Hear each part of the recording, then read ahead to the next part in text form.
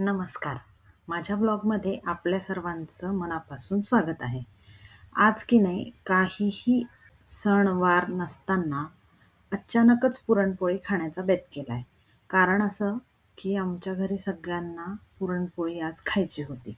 म्हणून मी सकाळी सकाळी की नाही पुरणाचा घाट घातला होता. इथे की नाही मस्तपैकी असं पुरण शिजलं होतं आणि एकदम छान असं झालं होतं. अजिबात त्यात कुठेही गुळाच्या गाठी किंवा गुठळ्या नव्हत्या. लाटायला तर इतकं सोपं गेलं की अजिबातच मला काही अडचण आली नाही आणि पोळ्या लाटताना सुद्धा खूप मऊसूत आणि छान झाल्या होत्या. मी पुरणात अजिबातच साखर घालत नाही.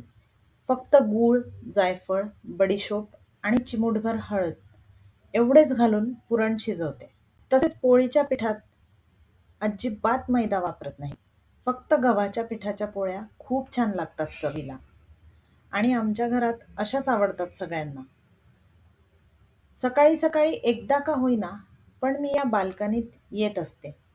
ताजे टवटवीत झाडाला लागलेली फुलं पाहून आणि झाडं पाहून, बाहेरचा निसर्ग बघून मनाला खूप फ्रेश वाटतं आणि आपला दिवसही खूप फ्रेश जातो.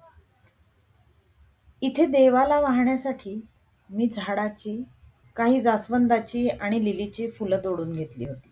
ही फुलं इतकी छान आणि टवटवीत दिसत होती ना, की कितीतरी वेळ त्याला टकलावून बघावंसंच वाटत होतं. आणि इथे ब्रह्मकमळाला खूप साऱ्या कळ्या लागल्या आहेत. इथे तुम्ही पाहू शकता. पण त्या आत्ता खूप छोट्या छोट्या आहेत. 15-20 दिवसांनी साधारण त्या मोठ्या होऊन फुलं उमलतील आणि मग मला पुन्हा देवाला ब्रह्मकमळ वाहण्याचा योग येईल.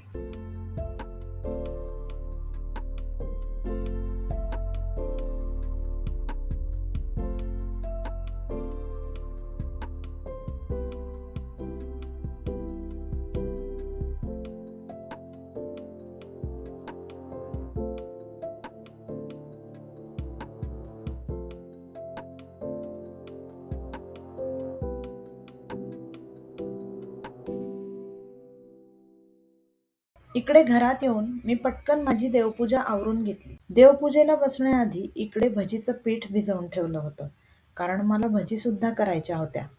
त्यामध्ये मी चिरलेला कांदा, कोथिंबीर, थोडीशी हळद, लाल मिरची पूड, चिमूटभर सोडा आणि ओवा टाकून छान असं भजीचं पीठ भिजवून घेतलं होतं आणि मग देवपूजा झाल्यानंतर गरम गरम अशी भजी तळून घेतली होती.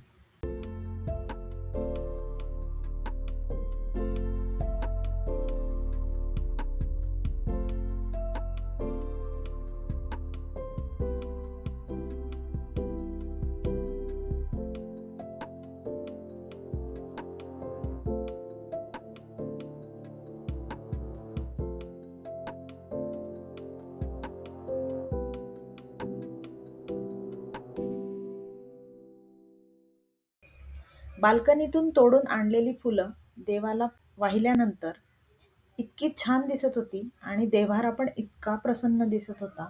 मनाला फारच शांत वाटत होतं. इकडे तुम्ही पाहू शकता, फुलं वाहिल्यानंतर देव्हारा किती प्रसन्न आणि छान दिसत होता आणि मनाला तर इतकं शांत वाटत होतं ना, की मी शब्दात नाही सांगू शकत. असेही मी नेहमी जेव्हा देवपूजा करते ना, माझ्या मनाला एक वेगळंच समाधान वाटतं, जे की आपण शब्दात नाही सांगू शकत. काही काही गोष्टी अशा असतात ना, की त्यांना आपण फक्त अनुभवच घेऊ शकतो, पण त्यांना कधीच शब्दात मांडू नाही शकत. त्यापैकी एक ही गोष्ट देवपूजा. देवपूजा केल्यानंतर आपल्याला मिळणारं जे समाधान असतं ना, ते अशाच एका गोष्टींपैकी एक आहे, की ज्यांचं शब्दात वर्णन करू शकत नाही. मी ऑनलाईन सायन्स किट मागवले होते आणि दुपारी जेवणं वगैरे झाल्यानंतर या सायन्सच्या किटमधून इथे यक्षितला वेगवेगळे प्रयोग शिकवणं सुरू होतं.